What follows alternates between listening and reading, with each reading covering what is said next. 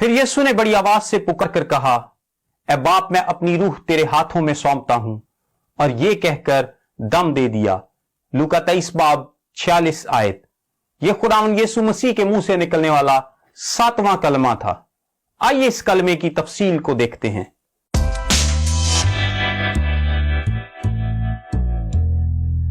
मेरा नाम ताबिश काजी है। अगर आप इस चैनल पर नए हैं तो बराए मेहरबानी इसको सब्सक्राइब कीजिए और बेल आइकन पर क्लिक कीजिए ताकि आपको आने वाली हर वीडियो की नोटिफिकेशन मिल सके।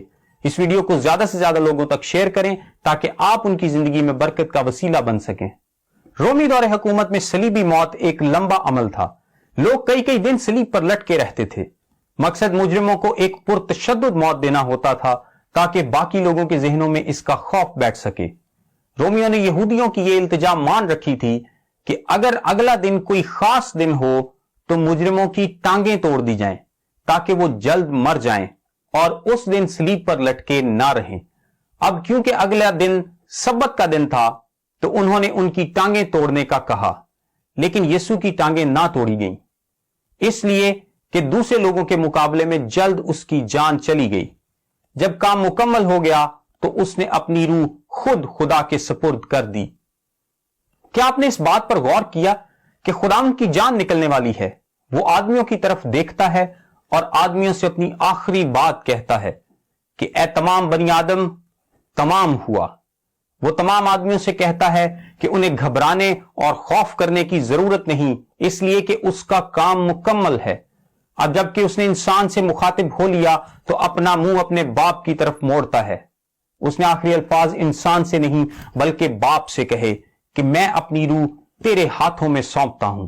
ये अल्फाज ज़बूर 31 उसकी 5 आयत के हैं। मैं अपनी रूह तेरे हाथ में सौंपता हूं। ऐ खुदावंद सच्चाई के खुदा, तूने मेरा फिदिया दिया है। यीशु कलाम से इस कदर मामूर था कि अपनी मौत के वक्त भी उसके मुंह से कलाम की बातें निकलती हैं। खुदावंद यीशु मसीह ने ज़बूर की इस आयत को दोहराया, लेकिन उसके शुरू में ऐ बाप लगाया। खुदावंद यीशु मसीह के इन अल्फाज से हम क्या सीखते हैं? खुदा यीशु का बाप है और खुदा हमारा बाप है। खुदा ने मरियम मगदलीनी से कहा कि मैं अपने बाप और तुम्हारे बाप और अपने खुदा और तुम्हारे खुदा के पास ऊपर जाता हूं। मसीह यीशु पर ईमान के वसीला से हम सब खुदा के बेटे बेटियां हैं। यह अकीदा गलत है कि खुदा सारी नस्ल इंसानी का बाप है। खुदा सबका बाप नहीं, वरना वो हमें गोद कैसे ले सकता है अगर हम पहले ही से उसकी औलाद हैं। और दूसरा, ये फिदिया के नजरिया का इनकार है। लिखा है, जितनों ने उसे कबूल किया उसने उन्हें खुदा के फर्जंद बनने का हक बख्शा, उन्हें जो उसके नाम पर ईमान लाते हैं। वो ना खून से, ना जिस्म की ख्वाहिश से, ना इंसान के इरादा से, बल्कि खुदा से पैदा हुए। खुदा बेटे बनने की कुवत कैसे दे सकता है अगर सब पहले ही बेटे बेटियां हैं? सच्चाई यह है कि यीशु पर ईमान के वसीला से ही हम खुदा को अपना बाप कह सकते हैं। दूसरी बात जो हम सीखते हैं वो ये है कि हमारी मुश्किल और दुख की घड़ी में हम बाप कहकर पुकारते हैं। यीशु ने सलीब पर पहला लफ्ज भी बाप कहा, ए बाप इनको मुआफ कर, और आखिरी कलमा में भी बाप को पुकारा, ए बाप मैं अपनी रूह तेरे हाथों में सौंपता हूं। जब आपको किसी को मुआफ करने के लिए कुवत चाहिए हो तो बाप को पुकारें, और जब आपको दुखों और तकलीफों को बर्दाश्त करने के लिए मदद की जरूरत हो तो बाप को पुकारें। आपकी असल कुवत अपने बाप के बेटे बनने में ही है। अगली बात जो हम सीखते हैं वो ये है कि मौत हमें बाप से मिलाती है। जब हमारे दुनिया के काम खत्म हो जाते हैं तो हम अपने बाप के पास वापस जाते हैं। यीशु ने जब अपना काम पूरा कर लिया तो कहा, बाप मैं तेरे पास आता हूं। जैसे एक बच्चा अपनी मां की गोद में भाग कर जाता है जब वो थक जाता है। अगली बात जो हम सीखते हैं वो ये है कि अगर खुदा हमारा बाप है और हम मरने के बाद अपने बाप के पास वापस जाते हैं तो वो हमें लाजमन कबूल करेगा। हम ऐसी कोई बात नहीं देखते कि हम अपनी रूह खुदा के सुपुर्द कर दें और वो हमें कबूल ना करे। आपको याद है कैसे स्टेफनस ने पत्थर खाते हुए कहा था, ऐ खुदावंद यीशु मेरी रूह को कबूल कर। क्या आसमानी बाप अपने बच्चों को कबूल ना करेगा? आइए देखते हैं हमें क्या करना है। जब आप दर्द की तकलीफ में हो, जब ज़हनी और जिस्मानी दुखों ने आपको घेर रखा हो, दुआ करें, ऐ बाप कहना ना छोड़ें। क्या एक बच्चा जब रास्ते में भटक जाए या कमरे में अकेला हो या अंधेरी रात में हो तो अपने बाप को नहीं पुकारता? क्या बाप का दिल उसकी आवाज से खिंच नहीं जाता? क्या आप में से कोई है जो खुदा के आगे कभी नहीं रोया?